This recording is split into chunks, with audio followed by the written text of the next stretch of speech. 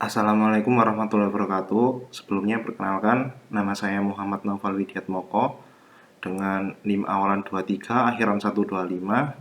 Di sini saya akan mempresentasikan proyek mata kuliah Sistem Informasi Geografis saya yang berjudul Sistem Informasi Geografis Inventarisasi Aset Lahan dan Infrastruktur.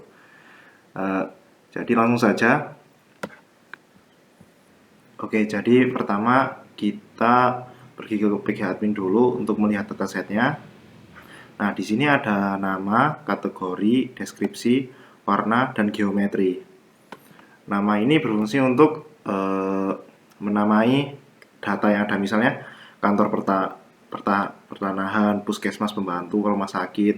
Lalu kategori ini untuk memisahkan kategori dari data-data yang ada, seperti apakah itu aset pemerintah, fasilitas kesehatan, atau infrastruktur jalan atau irigasi. Ada juga deskripsi, ini cuma untuk tambahan saja untuk detail fungsi dari data itu. Ada juga warna ini berfungsi untuk membedakan data yang memakai polyline dan polygon, terutama yang untuk polygon karena sistemnya memakai area lahan. Lalu ada juga geometri, ya ini untuk menandai lokasinya. Sekarang kembali ke projectnya. Jadi sini ada tampilan login, ini untuk tambahan saja, langsung saja.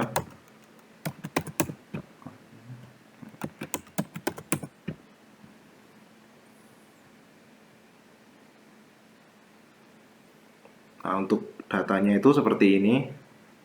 Nah, di sini saya sudah membuat data dummy sebanyak kurang lebih 50-an. Nah, ada berbagai data mulai dari marker, polyline, dan polygon. Marker di sini dipakai untuk menandai bangunan tertentu seperti pos taman atau rumah sakit atau kantor.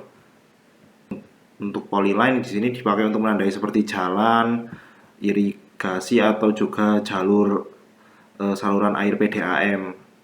Sedangkan untuk poligonnya dipakai untuk menandai area tertentu seperti RTH hutan atau lahan pemerintah. Untuk fiturnya di sini admin bisa CRUD, bisa menambahkan titik untuk aset, garis, jalur, atau area lahan zona. Area ini memakai poligon dan garis ini polyline.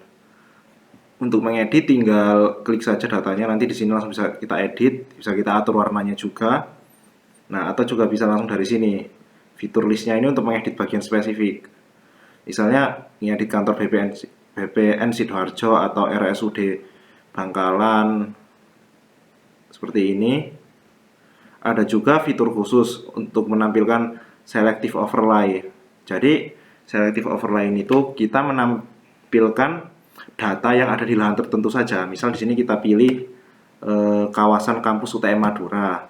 Nah, yang tampil cuma bangunan atau data yang berada di lahan ini, misal gedung rektorat, klinik kesehatan UTM, dan laboratorium pertanian UTM. Nah, di sini juga ada total aset. Jadi otomatis update juga. Misal kita memilih lahan lain, RTH Taman Bungkul Surabaya. Nah, di sini asetnya cuma satu, karena dalamnya cuma ada satu bangunan ini, pos pantau Taman Bungkul. Misal kita ganti lagi ke alun-alun Jombang misalnya.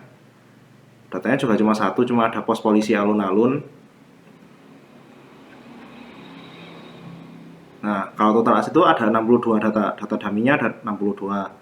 Ini juga ada filter cuma buat pelengkap saja, misal cuma menampilkan yang aset pemerintah, ada 22 aset, kesehatan, ada 18 aset. Kalau selective overlay itu bedanya, dia cuma menampilkan data di lahan tertentu saja yang dibangun dari menggunakan polygon. Misal kawasan Pemkab, ini cuma menampilkan data yang ada di sini. Ini kosong, nggak ada apa-apa, kawasan Pemkab Sidoarjo. Intinya kalau selective overlay itu cuma menampilkan data yang ada di area geometri tertentu. Jadi kita ngefilter data-data yang hanya ada di area polygon itu saja. Mungkin program saya cuma segini, kurang lebihnya mohon maaf. Wassalamualaikum warahmatullahi wabarakatuh.